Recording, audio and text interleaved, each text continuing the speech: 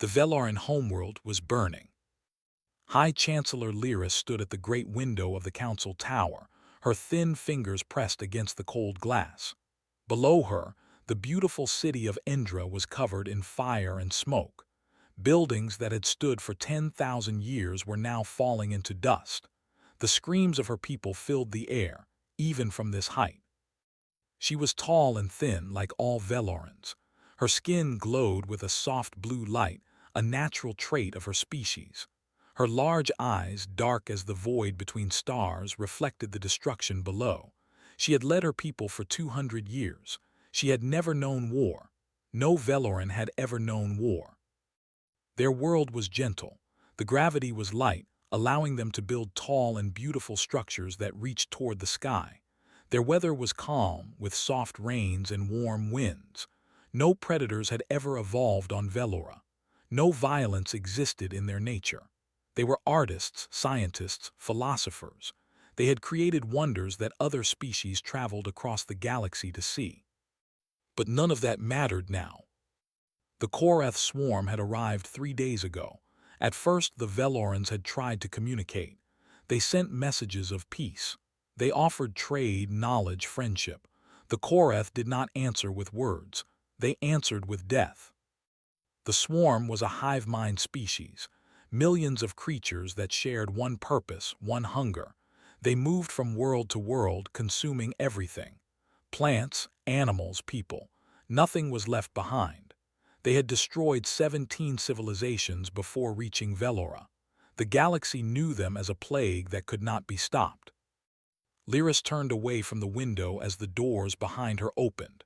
Her advisor, Elder Tavin, entered the room. His glow was dim, a sign of deep fear and sadness among their kind. "High Chancellor," he said, his voice shaking. "The eastern continent has fallen. The swarm is moving toward the central cities. We have perhaps 2 days before they reach Endra." Lyris closed her eyes. 2 days. 2 days until her entire species would be erased from existence.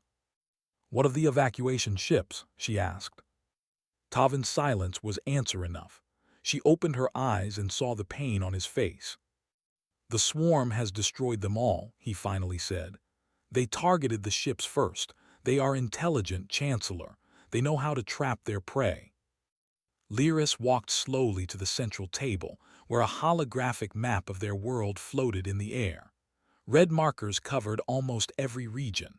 The swarm was everywhere. "Have any of our allies responded to our distress calls?" she asked, though she already knew the answer. "The Mindari Collective has expressed sympathy but will not send forces. They fear the swarm will target them next if they interfere. The Orlith Union has gone silent.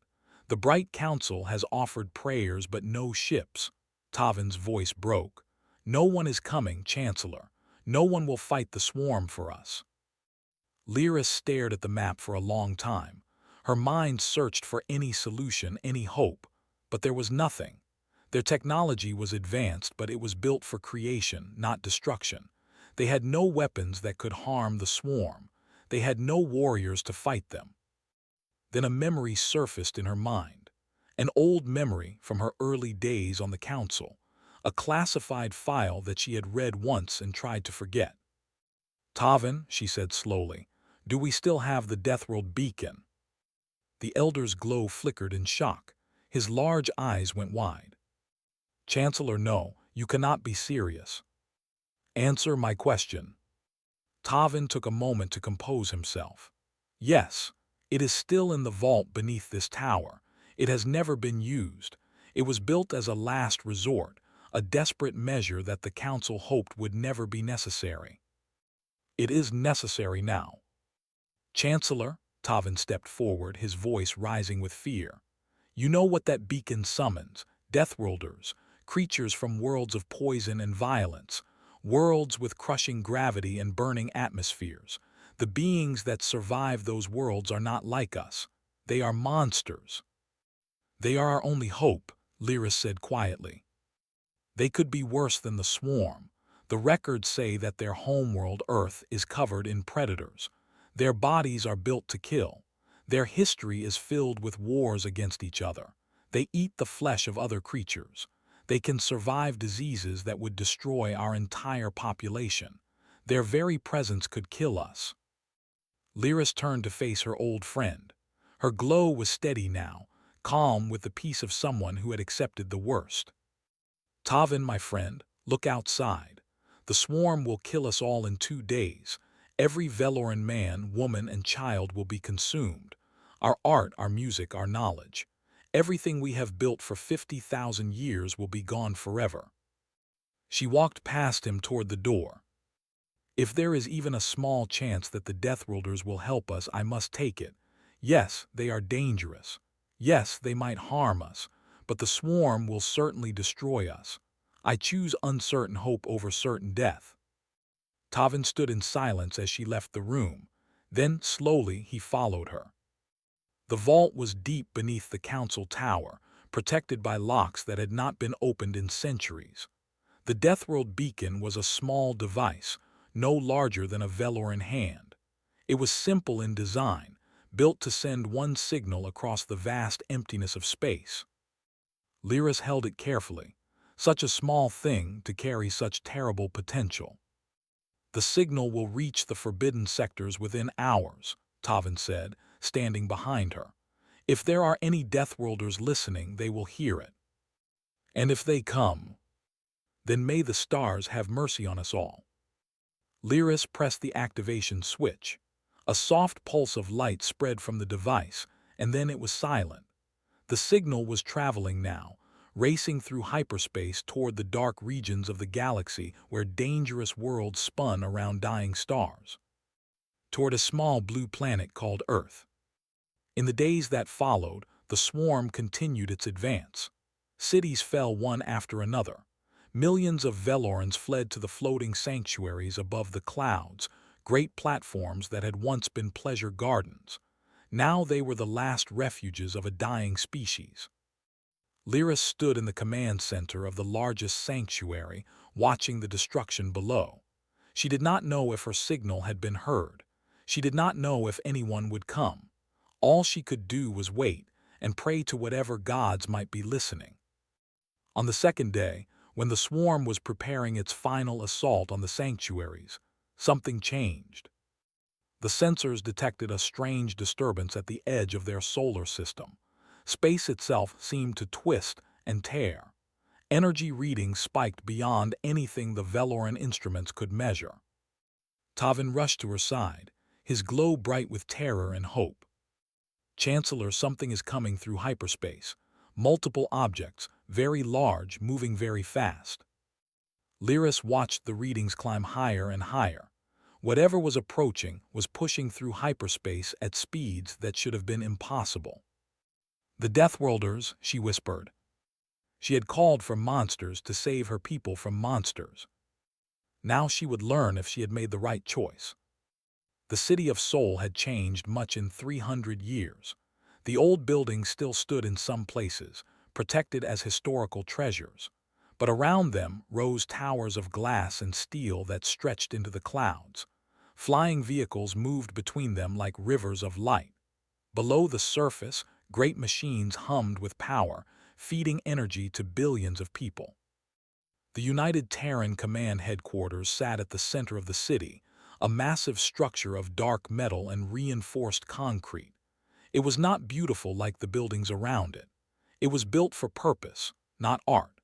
Inside its walls, the military leaders of humanity planned and prepared for the dangers of a hostile galaxy.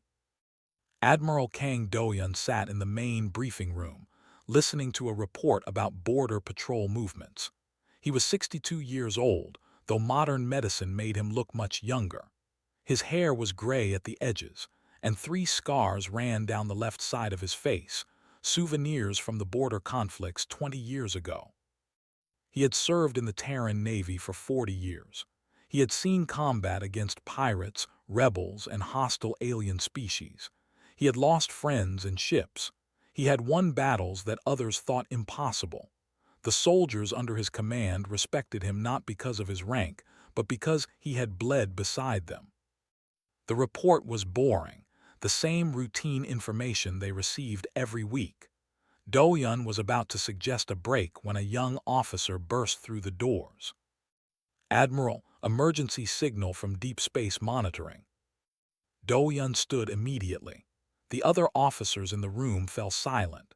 Emergency signals were rare, and they were never good news. "What kind of signal?" he asked. The young officer was pale, his hands shaking as he handed over a data pad. "A Deathworld beacon, sir. Someone activated a Deathworld beacon." The room went completely still. Do-yun took the data pad and read the information displayed on its screen. His expression did not change, but his grip on the device tightened. The Deathworld beacon was an ancient protocol established centuries ago when humanity first made contact with the wider galaxy. Other species had been terrified of humans. To them, Earth was a nightmare world. The gravity was crushing. The atmosphere was corrosive. Deadly bacteria lived in every drop of water.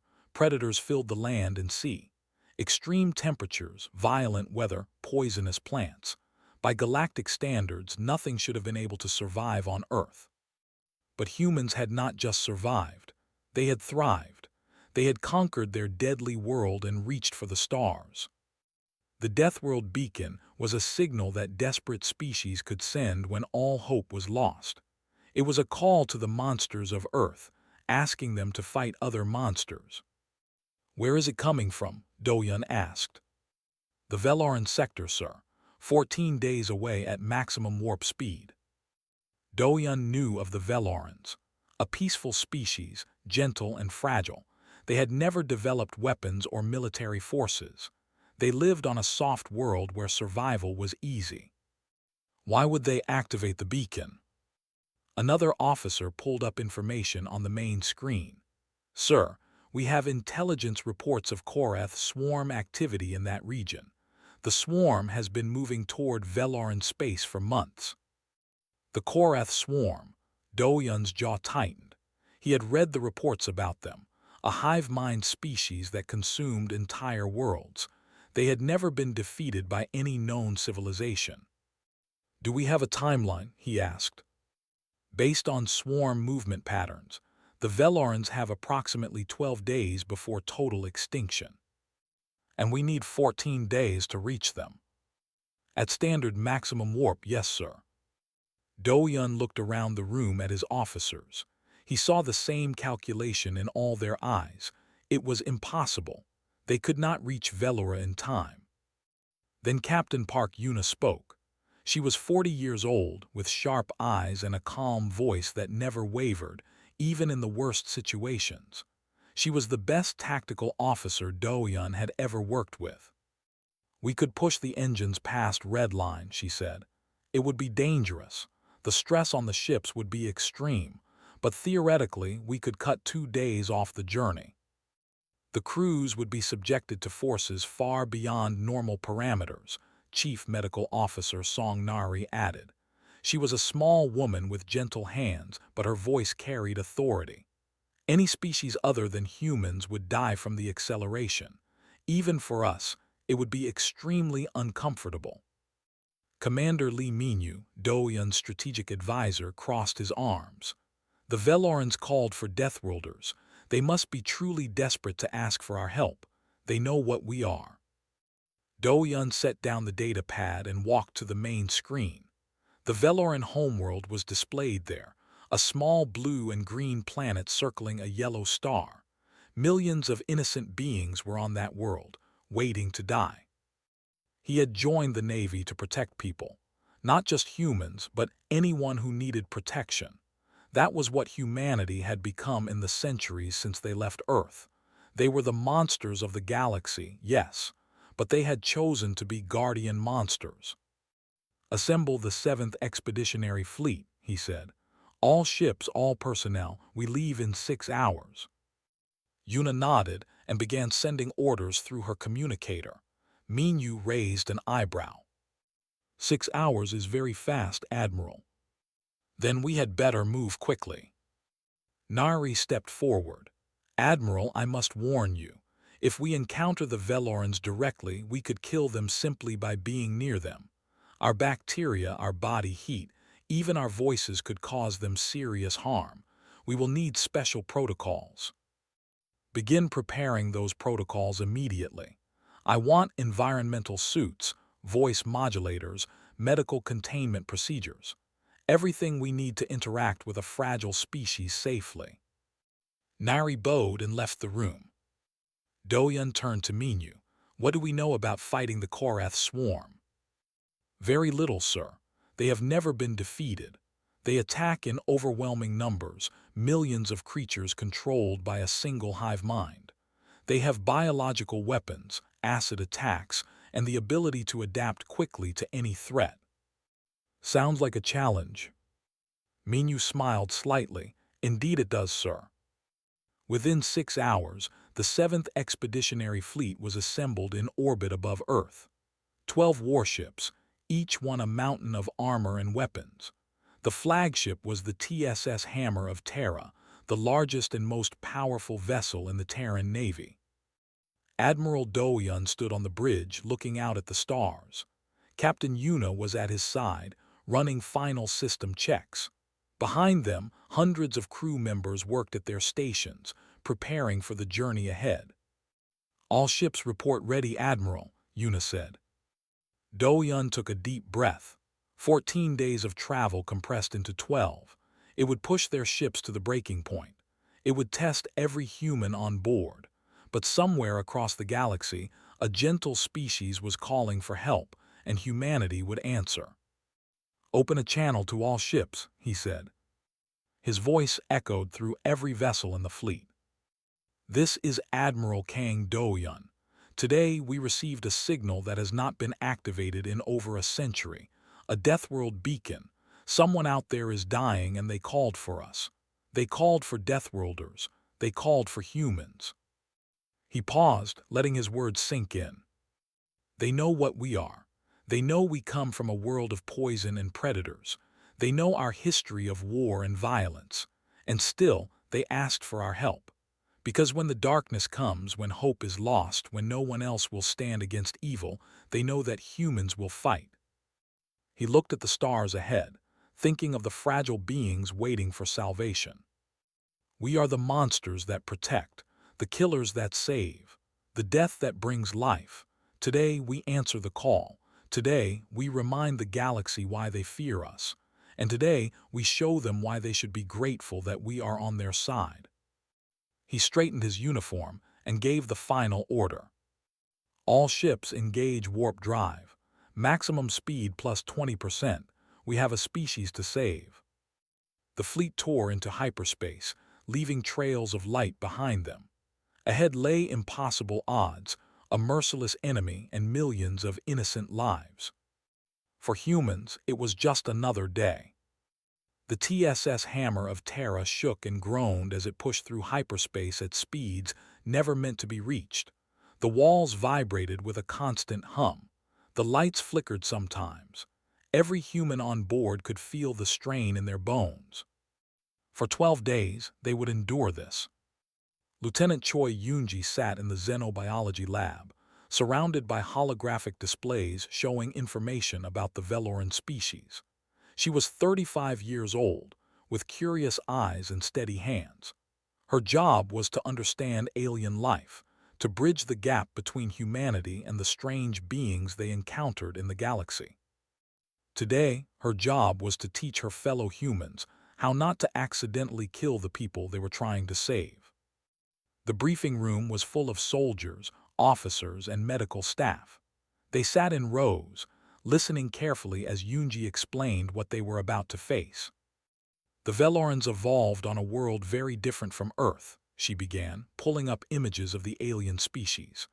"They were tall and thin, with glowing blue skin and large dark eyes. They looked delicate, like creatures made of glass and light. Their homeworld has 1/10 of Earth's gravity. Their bones are hollow to save weight. A simple handshake from a human could crush their fingers. A pat on the back could break their spine." The soldiers shifted uncomfortably in their seats. They were trained to protect, not to harm. The idea of accidentally hurting the people they came to save was disturbing. "Their atmosphere is thin and clean. Earth's air, which we breathe every day, contains bacteria and particles that would destroy their lungs within minutes. Our body temperature is almost 30 degrees higher than theirs. Standing too close to a Veloran could cause them heat stress. Sergeant Bae Hyunwoo raised his hand. He was the leader of the Marine Assault Unit, a large man with strong arms and a scarred face. He had fought in dozens of battles and killed more enemies than he could count. So how are we supposed to help them without killing them? Yoonji nodded at the question. Environmental suits. Every human who might have contact with Velorans will wear a sealed suit that controls temperature, filters air, and limits physical contact. Voice modulators will reduce the volume of our speech. Our normal talking voice is painful to their sensitive ears.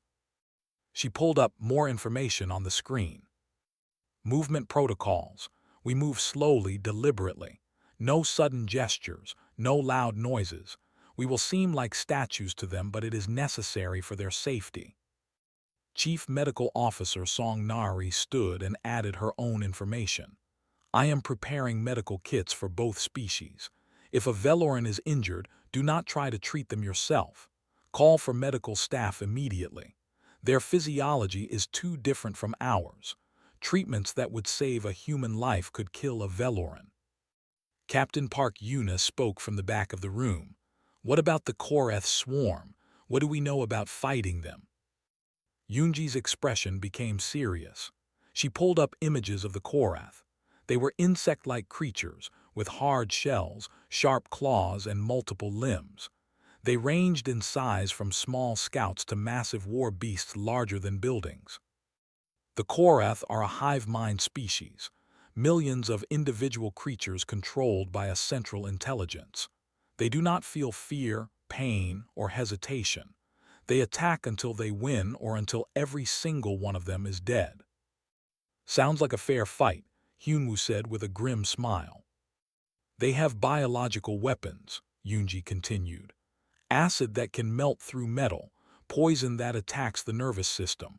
Some of them can explode themselves as a final attack. Good thing we brought a lot of ammunition, one of the Marines commented. Yoonji looked at them seriously. Do not underestimate the swarm. They have destroyed 17 civilizations. They adapt quickly to new threats. If something works against them once, it may not work the second time. Admiral Kang Do-yeon entered the room, and everyone stood at attention. He waved them back to their seats. I have been listening to the briefing, he said. I want to add something that the data files may not show you. He walked to the front of the room and looked at his crew. The Velorans are not weak because they are foolish. They are not defenseless because they are lazy. They simply evolved on a world that did not require them to fight. Their planet was gentle, so they became gentle. Their world was peaceful, so they became peaceful. He paused, letting his words sink in. We evolved on Earth, a world where everything tried to kill us. Predators hunted us. Diseases attacked us. The weather tried to freeze us or burn us. Even our own planet shook and flooded and threw fire at us. We survived because we had no choice. We became strong because our world demanded it. His voice softened slightly. That does not make us better than the Velorans. It makes us different. They used their safety to create beauty and knowledge. We used our danger to create strength and endurance. Both paths have value. Both species have worth. He looked at each face in the room. We are going to save them not because we are superior, but because we can. Because we have the power they lack. And because it is right to help those who cannot help themselves. The room was silent with respect. That is why we fight. That is why we push our ships past the breaking point. That is why we will face the Korath swarm without fear. Because we are human and this is what we do. He turned and left the room. The briefing continued, but his words stayed in everyone's mind. In the days that followed, the fleet prepared for war. Weapons were checked and loaded. Armor was repaired and strengthened. Combat simulations were run thousands of times. with the Marines practicing against virtual Korath until they could fight them in their sleep. Sergeant Hyunwoo pushed his team hard. They trained in heavy gravity rooms, simulating conditions that would crush any Veloran. They practiced fighting in darkness, in smoke, in extreme heat and cold. They learned to kill the Korath in every way possible. Captain Yuna spent her days studying tactical scenarios. She analyzed every recorded battle against the swarm, learning from the failures of species that had come before. She developed new strategies, new formations, new ways to use humanity's brutal weapons. On the 8th day, the Admiral called his senior officers to the bridge. The ship's sensors had detected something ahead. Long-range scans show the Veloran system, the navigation officer reported. We are on schedule. Do-yun studied the readings. Any sign of the Korath? Massive biosignatures throughout the system, sir. The swarm has already established a strong presence. They control most of the planet's surface. And the Velorans? Several floating platforms detected in the upper atmosphere. Life signs present but weakening. They have retreated to their last sanctuaries. Do-yun nodded slowly. We made it in time. They are still alive. Yuna pulled up tactical displays. The swarm will detect us when we exit hyperspace. We will have perhaps 10 minutes before they can reorganize to face us. Then we make those 10 minutes count, Do-yun said. All hands prepare for combat. We drop out of hyperspace in 4 days. The announcement echoed through every ship in the fleet. 4 days until battle. 4 days until humanity showed the galaxy what Deathworlders could do. In her quarters that night, Lieutenant Yunji looked at images of the Veloran cities before the invasion. They were beautiful, filled with art and music and light.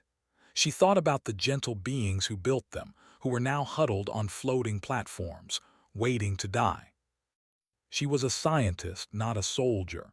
She could not fight the swarm, but she could help the survivors if there were any survivors. She could use her knowledge to save lives. That was enough purpose for her. On the 12th day, the fleet reached the edge of the Veloran system. Every human was at their station. Every weapon was ready. Every heart was beating with the ancient rhythm of battle. Admiral Do-yun stood on the bridge of the Hammer of Terra, watching the countdown on the screen. All ships, he said calmly, prepare to exit hyperspace. When we arrive, we hit them hard and we do not stop until every single Korath is dead. The countdown reached 0. Space tore open, and the Deathworlders arrived. High Chancellor Lyris had not slept in 3 days. She stood at the observation window of the largest floating sanctuary, watching her world burn below. The once beautiful forests were now blackened wastelands. The crystal cities that had taken thousands of years to build were piles of rubble. The oceans were dark with poison. The Korath swarm covered the surface like a living carpet. Millions of creatures moved and fed, stripping the planet of everything that lived. Soon, they would finish with the surface and turn their attention upward, to the sanctuaries where the last Velorans waited. Around Lyris, her people huddled together in fear. They were artists and scientists, philosophers and musicians. They did not know how to fight. They did not understand violence. All they could do was wait for the end. Elder Tavin approached her slowly. His glow was almost gone, a sign that he had accepted death. High Chancellor, he said quietly, the swarm is preparing flying units. They will reach the sanctuaries within hours. Lyris did not respond. What was there to say? She had sent the Deathworld beacon 5 days ago. No response had come. Perhaps the signal had not been received. Perhaps no one was listening. Perhaps the humans had decided that saving strangers was not worth the risk. She could not blame them. Why would anyone risk their lives for a species they had never met? Suddenly, every alarm in the sanctuary began screaming at once. Velorans cried out in fear, covering their sensitive ears. Tavin grabbed a nearby console and stared at the readings with wide eyes. Chancellor, something is happening. massive energy signatures at the edge of our system. Lyris rushed to his side. The sensor data made no sense to her. The numbers were too high, the readings too extreme. What is it, more swarm? No, Chancellor. These signatures are different, metallic structures, enormous power outputs. They are coming out of hyperspace at impossible speeds. Before she could respond, space itself seemed to tear apart. Through the great windows, Lyris saw streaks of light appear near the distant stars. 1, 2, 5, 12. 12 objects materialized where nothing had been before, each one trailing fire from the stress of their journey. Identify those objects, Lyris commanded, her voice shaking. The sensors processed the data for a long moment. Then the answer appeared on the screen. Terran Naval VSSELS. Classification: DATHWRLD Combat Fleet. Lyris felt her legs grow weak. She grabbed the console for support. They came, she whispered. The humans came. Across the system, the Korath swarm immediately responded. The hive mind recognized a new threat and redirected forces to intercept. Hundreds of bioships rose from the planet's surface, organic vessels grown for war. They were fast and numerous, confident in their overwhelming numbers. Then a voice echoed across every frequency, translated into every known language. It was the voice of Admiral Kang Do-yun. This is Admiral Kang Do-yun of the United Terran Navy. You are engaged in the attempted extinction of a sentient species under Deathworld Protection Protocol 7. You have one opportunity to withdraw. The Korath did not respond with words. They had no concept of surrender or negotiation. They simply attacked, sending their bioships racing toward the human fleet. On the bridge of the TSS Hammer of Terra, Admiral Do-yun watched the enemy approach. His face showed no fear, no hesitation. He had expected this response.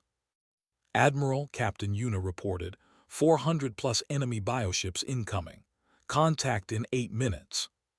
Combat status: all weapons charged and ready.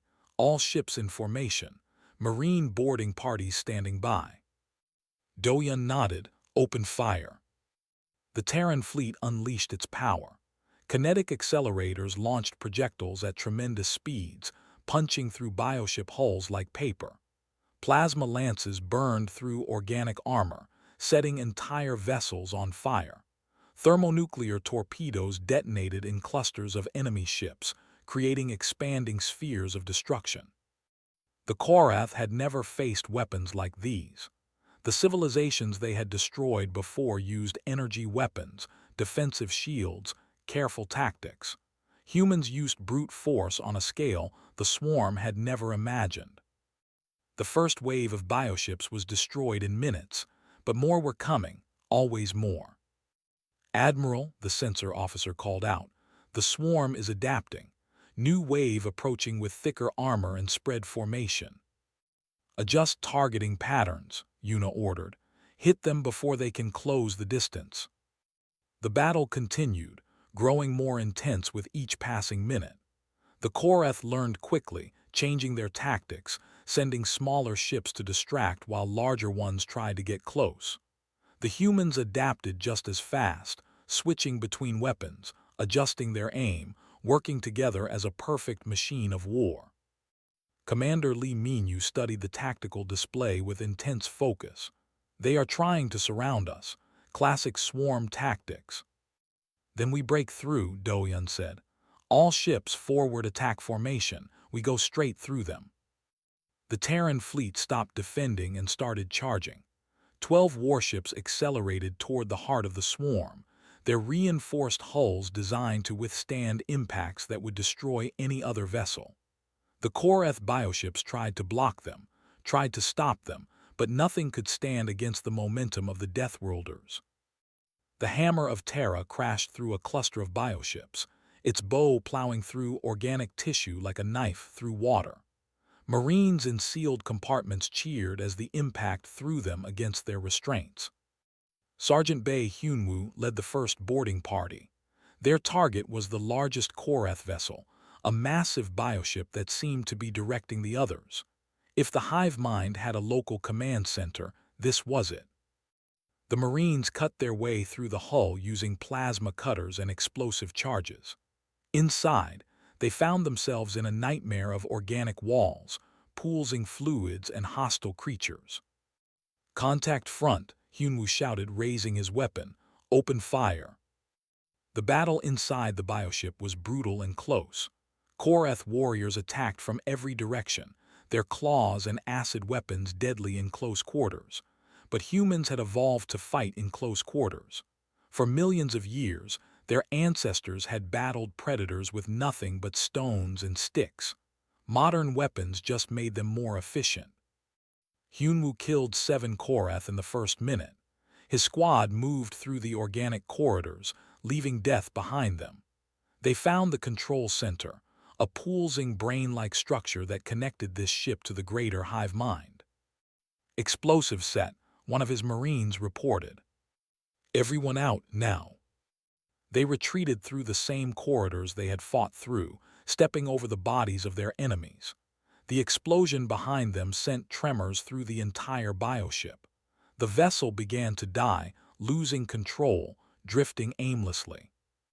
In the sanctuaries above Velora, the surviving Velorans watched the battle with a mixture of terror and hope. The human fleet was impossibly brutal, impossibly violent, impossibly effective. The Korath, who had seemed unstoppable, were being pushed back. "They are winning," Tavin said, his voice filled with disbelief. "The Deathworlders are actually winning." Chancellor Lyris could not take her eyes off the battle. The explosions, the destroyed ships, the scale of the violence. It was horrifying. These humans were everything she had feared. Monsters from a nightmare world, dealing death with casual efficiency. And yet they had come. They had crossed the galaxy at impossible speeds, pushed their ships past all limits, and thrown themselves into battle against an enemy that had never been defeated. Not for profit, not for territory, not for revenge. They had come because she had asked for help. The battle raged for 11 hours. By the end, the space around Velora was filled with the wreckage of Korath bioships. The swarm had lost thousands of vessels and millions of creatures. For the first time in their existence, they felt something they had never felt before. Fear. The hive mind sent a command to all remaining forces. "Retreat. Withdraw. This sector was too dangerous. These Deathworlders were too powerful. The cost of continuing was too high." The surviving Korath fled into deep space, abandoning the planet they had nearly consumed. As they went, they broadcast a warning to the rest of their kind. Never return here. Never challenge the Deathworlders. Admiral Doyon watched the enemy retreat on his display. His uniform was stained with sweat, his eyes tired from hours of combat, but his voice was steady when he gave the order. "All ships stand down from combat status. Begin medical operations. Send search and rescue teams to any surviving Veloran structures." He turned to look at the burning planet below. They had won the battle, but the war was not over. The Velorans still needed help. Their world was devastated. Their people were traumatized. Now came the hardest part. The monsters who had saved them would have to become gentle enough to heal them. The silence after battle was strange. For hours, the space around Velora had been filled with explosions, weapons fire, and the screams of dying ships. Now there was only quiet, broken occasionally by the soft hum of Terran engines as the fleet moved into protective positions around the planet. High Chancellor Lyris stood at the central platform of the largest sanctuary, waiting. The humans had sent a message saying they would come to meet her. She had agreed, though every instinct in her body told her to run. Around her, the surviving members of the council watched the sky with wide, frightened eyes. They wore protective suits and noise-dampening implants, following the careful instructions the humans had sent. Even with these protections, they trembled. A small shuttle descended from the Hammer of Terra. It was ugly by Veloran standards, all hard angles and gray metal. It landed on the platform with a thump that made several council members flinch. The door opened, and the Deathworlders emerged. Admiral Kang Do-yun was first. He wore a simple uniform instead of combat armor, trying to appear less threatening. His movements were slow and careful, controlled in a way that felt unnatural. Behind him came Captain Park Yuna, Lieutenant Choi Yoonji, and Chief Medical Officer Song Nari. All of them moved the same way, like predators pretending to be prey. Lyris forced herself to step forward. Up close, the humans were even more terrifying. They radiated heat that she could feel through her protective suit. Their eyes moved constantly, tracking every motion around them with predatory awareness. Even standing still, they seemed coiled for violence. Do-yun stopped several meters away, respecting the distance protocols. When he spoke, his voice came through a modulator that made it softer, less painful to Veloran ears. High Chancellor Lyris, I am Admiral Kang Do-yun of the United Terran Navy. On behalf of humanity, I am honored to meet you. Lyris's glow flickered. Their version of trembling, of crying, of laughing. She was feeling too many emotions to control. Admiral Do-yun, you came. We called and you came. I do not have words sufficient to express what that means. Do-yun nodded slowly. We received your signal. We could not ignore it. You could have, Lyris said quietly. Many species did. They heard our calls for help and chose to stay safe. You chose to fight. The Admiral was silent for a moment. His expression was hard to read through the visor of his suit, but his voice was gentle when he responded. We know what it means to be alone against an overwhelming enemy. Long ago, humanity faced extinction many times. Ice covered our world. Plagues killed millions of our people. We fought each other nearly to destruction. No one came to help us. No one even knew we existed. He looked at the burning planet below the sanctuary. We survived because we had to. We became strong because weakness meant death. But we never forgot the loneliness of those dark times. When we reached the stars and discovered we were not alone, we made a promise to ourselves. No species that asked for help would be ignored. No world would face extinction if we could prevent it. Lyris felt tears forming in her eyes, the bioluminescent fluid that served the same purpose as human tears. We were afraid of you, she admitted.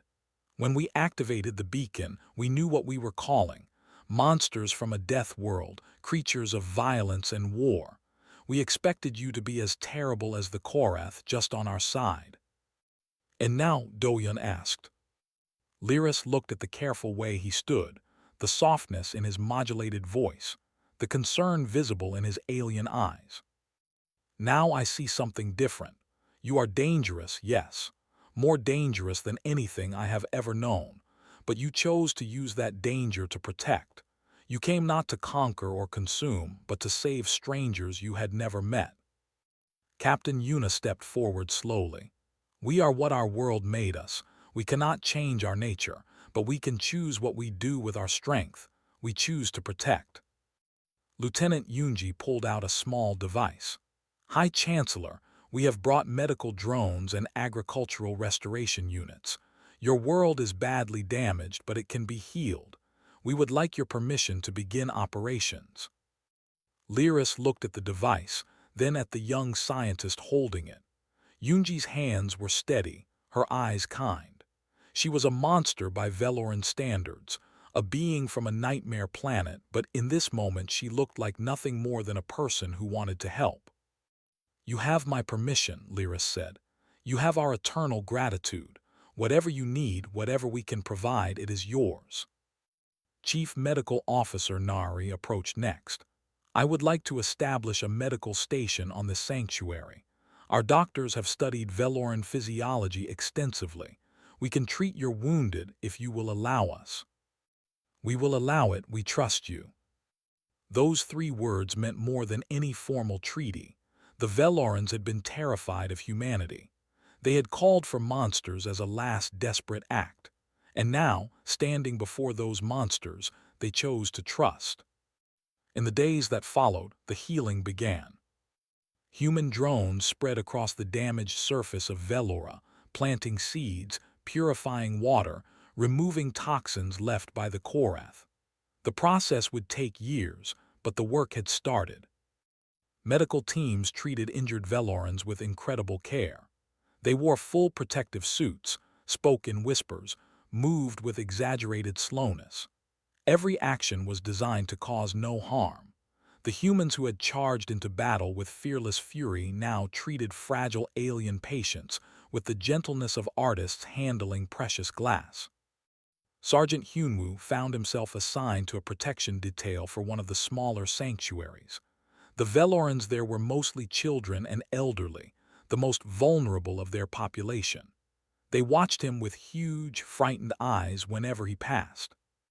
One young Veloran child, braver than the others, approached him one day. She was small, her glow bright with curiosity rather than fear. "Are you really a Deathworlder?" she asked, her voice barely audible through his translator. Hyunwoo knelt down slowly, making himself smaller, less threatening.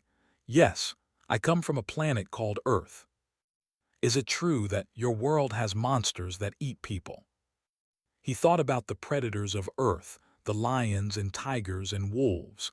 "We have animals that could hurt people, yes, but we learned to protect ourselves. We became strong enough to live beside them. Is it true that poison falls from your sky?" "Sometimes. We call it acid rain. It comes from our storms." "That sounds very scary." Hyunwoo smiled, though she probably could not see it through his visor. "It was for our ancestors, but they survived. They adapted. They learned. And now their children travel across the stars to help people like you." The child thought about this for a long moment. Then she reached out with one thin, glowing hand and touched his armored glove. "Thank you for coming," she said simply. Hyunwoo felt something in his chest that he rarely felt after battles: peace. Admiral Doyeon spent many hours with High Chancellor Lyris discussing the future.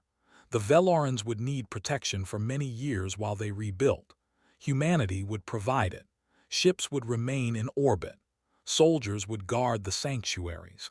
Scientists would help restore the ecosystem. "We cannot repay this debt," Lyris said during one of their meetings. "What you have given us, what you have sacrificed, it is beyond any payment we could offer." Doyeon shook his head. "We do not seek payment, we seek allies, friends. The galaxy is vast and dangerous. Species that stand together survive. Species that stand alone eventually fall." He extended his hand slowly, the same gesture he had used when they first met. "Welcome to the Terran Alliance, Chancellor. You will never stand alone again." Lyris looked at his hand. She knew what this gesture meant to humans, though it was strange to her people. She reached out and took it, feeling the warmth even through both of their protective suits. "I was afraid of your hand once," she said, "afraid that it would crush mine. And now I see that the same strength that could crush can also lift. The same force that could destroy can also protect. You are not monsters, Admiral. You are guardians who wear the shape of monsters, and I am glad, so very glad, that you answered our call." Above them, the TSS Hammer of Terra hung in orbit, its brutal silhouette blocking out the stars. It was a weapon of war, a tool of destruction, a symbol of humanity's violent evolution. But today it was a guardian, a protector, a promise that the weak would not stand alone against the darkness. The message spread across the galaxy in the weeks that followed. The Korath swarm had been defeated for the first time in recorded history. A gentle species had been saved from extinction, and the Deathworlders of Earth had proven that their terrifying nature could be turned toward compassion. Some species heard the news and trembled with fear. If humans could defeat the swarm, what else could they do? What would stop them from conquering the galaxy? But others heard the news and felt hope. If humans would fight and die for strangers, perhaps the galaxy was not as cold and lonely as it seemed. Perhaps there was a place for the weak, the peaceful, the gentle, if only they could find the right protectors. On the sanctuary platform, as the first green shoots began to appear on the healing surface of Velora, High Chancellor Lyris looked up at the human fleet and smiled. The Deathworlders had answered, and the galaxy would never be the same.